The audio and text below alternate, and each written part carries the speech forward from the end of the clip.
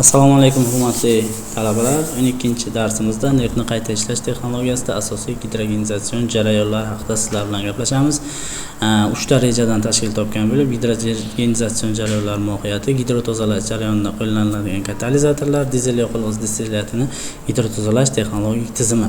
Hozirgi kunda bilasiz, neftni qayta ishlash sanoatida gidrogenizatsion jarayonlar, gidrotozalash, gidrokreking, dealkillash, gidrogellash va gidroizomerlash usullari keng qo'llanadi. Bu jarayonlarni qo'llash orqali neft mahsulotlari sifatini va ishlab chiqarish ko'lamini oshirishga erishiladi. Gidrogenizatsion jarayonlar neftni qayta ishlash sanoatida Ikkinchi jahon urushidan keyin keng qo'llanila boshladi. Dastlabki, demak, katalitik reforming xomashyosi benzin va dizel yoqilg'isini tozalash rivojlandi. Keyinroq neft distillyatlarining gidrokrekinglash amalga oshirila boshladi. Oxirgi yillarda maxsus yoqilg'i va moylar komponentini olish imkonini beruvchi gidroizomerlash jarayonlarini qo'llash muhim o'rin kasb etmoqda. Shuningdek, neft ashyosi uchun, demak, neft xomashyosi uchun olishda alkillash jarayonlari ham keng qo'llanilib kelinmoqda. Katalitik reforming qurilmalari xomashyosi uchun benzin fraksiyasi gidrotozalash va oltingurtsizlantirishdan o'tkaziladi. Bunda oldindan qayta ishlovni o'tkazilishi reforming jarayonidagi asosiy ko'rsatkichlarni yaxshilaydi. Asosan xomashyoni aromatiklik darajasi olinadigan benzin oktan sonli katalizatorlar xizmat muddatini uzaytiradi.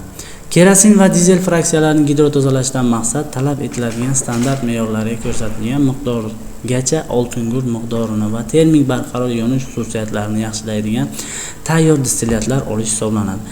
Bir vaqtda yoqilg'i korroziyaga aktivligini pasaytiradi va uning saqlash vaqtidagi har xil cho'kintilar hosil bo'lishini pasaytiradi. Benzin fraksiyalarini gidrotozalash asosiy mahsulotlar barqaror gidrogenizat hisoblanadi. Uning chiqishi 90-99% ni tashkil etadi. Gidrogenizatdagi oltingurt miqdori 0,2% massadan oshmaydi. Kerosin distillyatlarining gidrotozalashda neftni to'g'ri haydashdan olingan 130-240 va demak 140-230 gradusdagi fraksiyalarda xomashyolar bo'lib hisoblanadi. Tozalangan kerosin fraksiyasi jarayon asosiy mahsuloti bo'lib, uning chiqishi 96-97% ga yetishi mumkin.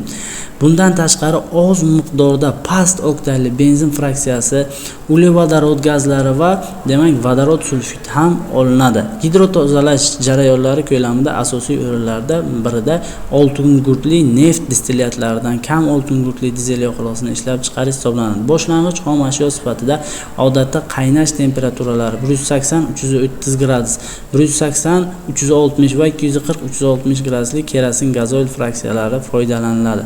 Barqarorlashtirilgan dizel yoqilg'isi uchun 97% ni va undagi oltingurt miqdori 0,2% ni tashkil etadi. Past oktanli benzin, aydalma oktan, uglevodorod gazlari, vodorod sulfid va vodorod saqlovchi gaz jarayoni qo'shimcha mahsulot hisoblanadi.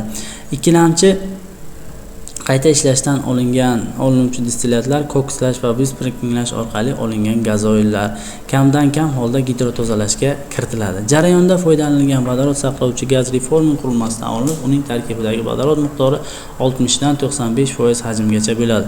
Gidrotozalash jarayoni alyumin kobalt molibdenli yoki alyumin nikel molibdenli katalizatorlarda turli sharoitlarda o'tkaziladi. Jarayonni o'tkazish sharoitlari quyidagi jadvallarda ko'rishingiz mumkin. Bunda katalizatorlar haroratlar va bosimlar bilan ko'rsatib o'tilgan.